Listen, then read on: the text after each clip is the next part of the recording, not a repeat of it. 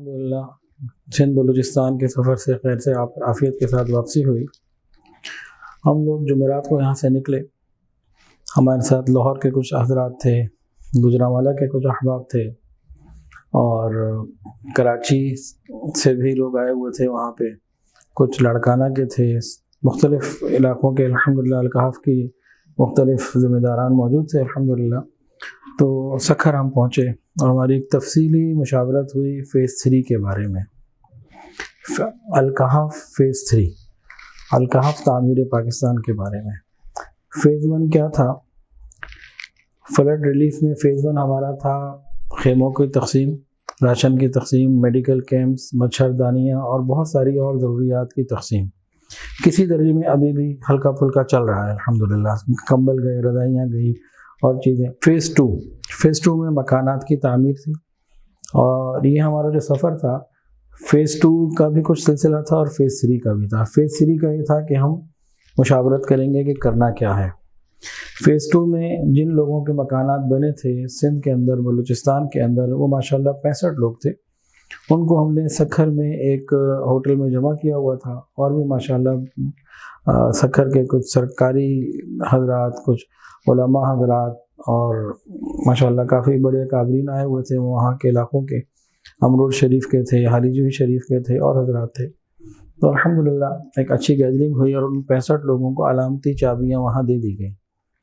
تو فیز 2 میں ہم نے 300 گھر بنانے کا ایک ٹارگٹ بنایا تھا، تو الحمدللہ 165 جو ہیں وہ ہو چکے ہیں، جس میں کوہستان، جنوبی پنجاب، سندھ اور بلوچستان شامل ہیں۔ تو بظاہر محسوس یہ ہوتا ہے کہ مکانات کی تعمیر کا بھی سلسلہ کم ہو جائے گا، کم ہو چکا ہے خاصا۔ اب فیز 3 میں آنا ہے۔ فیز 3 کیا ہے؟ فیز 1 میں سامان کی تقسیم، فیز 2 میں مکانات کی تعمیر، اور فیز 3 کیا ہے؟ فیز 3 ہے کہ زندگی بھر چلے گا انشاءاللہ، میں اور آپ زندہ رہیں نہ رہیں یہ چلے گا۔ یہ کیا ہے؟ لوگوں کی تعلیم، ان کی تربیت، اور وہاں کے حالات کے حساب سے کوئی نہ کوئی ویلفیئر کے کام، یہ فیز 3 ہے۔ اس کے لیے یقیناً ہمیں وہاں پہ اپنی جگہ کی ضرورت ہے، تو کہیں پہ جگہ الکحف کو خریدے گا انشاءاللہ، اور پھر بنائے گا، اور پھر مختلف جگہوں پہ کام چلے گا۔ تو وہاں پہ فنی تعلیم کے ہنر آئے لوگوں کو، اس پہ انشاءاللہ ہمارا فوکس ہوگا، اور دینی تعلیم بھی، عصری تعلیم بھی، ان ساری چیزوں کے اوپر انشاءاللہ تعلیم کے اعتبار سے فوکس کریں گے، اور ساتھ ہی ساتھ مختلف علاقوں میں مختلف اور ایکٹیویٹیز ہوں گی۔ اب میں آپ کو ایک بڑے دل دہلا دینے والا ایک کیس سناتا ہوں، واقعہ سناتا ہوں، جو حالات ہیں اس علاقے کے جہاں وہ لوگ جی رہے ہیں۔ ہم تو چند گھنٹے کے لیے گئے اور پریشان ہو گئے، وہ ان حالات میں جی رہے ہیں۔ تو 9 ساڑھے 9 گھنٹے کا سفر لاہور سے سکھر، وہاں سے 2-2.5 گھنٹے اور آگے جائیں، باہو گوٹ، کیا نام بتایا جی؟ باہو گوٹ، یہ ایک جگہ ہے، یہاں جانا ہوا۔ پہلے بھی گئے تھے ہم، یہاں سامان کی تقسیم بھی ہوئی تھی، یہاں مکانات بھی الحمدللہ ہم نے بنائے۔ تو اس دفعہ ہمارے ساتھ امجد بھٹی صاحب تھے، اولون ہائی اسکول کے حضرات تھے، اور حضرات تھے، کراچی کے بھی تھے۔ تو وہاں ہم نے جو چیزیں دیکھیں اس کو ذرا دل کے کانوں سے سن لیجئے، بڑی تکلیف دہ حالات ہیں۔ تعلیم کی سہولیات وہاں نہیں ہیں، اور وہاں ہم نے 2 کلینک یا ہاسپٹل یا کچھ بھی کہہ لیجئے، پتہ نہیں کیا اس کو کہنا چاہیے، ان کا وزٹ کیا۔ تو ڈاکٹرز بیٹھے ہوئے تھے، وہ ڈاکٹر بھی پتہ نہیں ڈاکٹر ہیں بھی کہ نہیں، کہلا ہے وہ ڈاکٹر جا رہے ہیں، اور درجنوں لوگ، عورتیں کیا، بچے کیا، مرد کیا، ادھر ہجوم ہے۔ ہماری ٹیم نے ویڈیوز بنائی ہیں، اللہ کرے کہ یہ اس کو صحیح طریقے سے ہائی لائٹ کر کے آپ کے سامنے لا سکے۔ اور حالت کیا ہے؟ لکڑی کی چھت ہے، جالے، مٹی، بدبو، روشنی بھی پوری نہیں، اور عجیب سے حالات۔ صفائی تو کوئی چیز ہی نہیں ہے نا، صفائی کس بلا کا نام ہے تو ان بیچاروں کو پتہ ہی نہیں، صفائی کیا چیز نعمت ہے، انہیں پتہ ہی نہیں بیچاروں کو۔ اب وہاں لکڑی کے پھٹے ٹیڑھے سیدھے رکھے ہوئے ہیں، ان پہ ایک ایک کے اوپر 5-5 6-6 عورتیں بیٹھی ہوئی ہیں، جگہ ہے نہیں ہے، بس بیٹھی ہوئی ہیں۔ کوئی بچہ لے کر آ رہا ہے، کوئی خود بیمار ہے، کوئی کچھ ہے، کوئی کچھ ہے۔ اب وہ ڈاکٹر صاحب دیکھ رہے ہیں، ان کو دوائیاں دے رہے ہیں۔ اب وہ دوائیوں کا معیار کیا ہوگا، اس کی اپنی تعلیم کیا ہے کسی چیز کا کچھ نہیں پتہ، لوگ پریشان حال ہیں، لائن لگا کے آتے ہیں اور کچھ پیسے دیتے ہیں، 150 روپے وہ روز کی دوائی لے جاتے ہیں۔ اور وہاں وہ ڈرپیں بھی لگا رہے تھے۔ ڈرپیں کیسی لگ رہی تھیں؟ میں تو آنکھوں سے دیکھ کر آیا ہوں، دماغ سے دیکھ رہا ہوں، ابھی بھی نظر آ رہا ہے کہ وہ چھت کے ساتھ جو لکڑی کی چھت ہے سیکنڈری ٹائپ کی، اس کی جو ہے اسی میں وہ باندھ کے نا تو ایک تار یا ڈور نیچے آ رہی ہے، اسی کے ساتھ وہ ڈرپ باندھی ہوئی اور لگائی ہوئی ہے مریض کے اوپر۔ نیچے کیا کہتے ہیں خراب قسم کا فرش ہے جس پہ صفائی کا کوئی کام نہیں، ایسے ڈرپیں لگ رہی ہیں اور کئیوں کو ایک وقت میں لگی ہوئی ہیں۔ تو صحت کا تو یہاں الگ، پھر انہوں نے بتایا کہ گزشتہ 3 سے 4 مہینوں میں 100 سے زیادہ بچہ خون کی کمی کی وجہ سے وہاں انتقال کر گیا، 20,100 کی وہاں آبادی ہے۔ تو یہ تو صحت کا معاملہ ہوا، تعلیم تو ہے ہی کوئی نہیں، اس کا کیا ذکر کریں۔ 4 مہینے سے یہاں کے لوگ جو اذیت بھوگ رہے ہیں، یہاں تقریباً ایک ماہ میں تقریباً 200 سے 300 بچے خوراک اور خون کی کمی سے جو ہے وہ ڈیتھ ہو گئے ہیں۔ اس وقت لوگوں کا پاس مفلس ہی ہے، کوئی کھانے پینے کے لیے کچھ چیز نہیں۔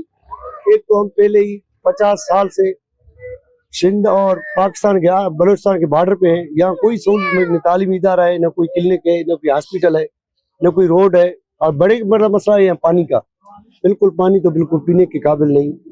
تو الکاف والوں کے ہم شکر گزار ہیں، پہلے بھی یہ لوگ آئے تھے اس لوگوں کی خدمت کے لیے، ابھی بھی جو ہے یہ لوگ پیش ہیں۔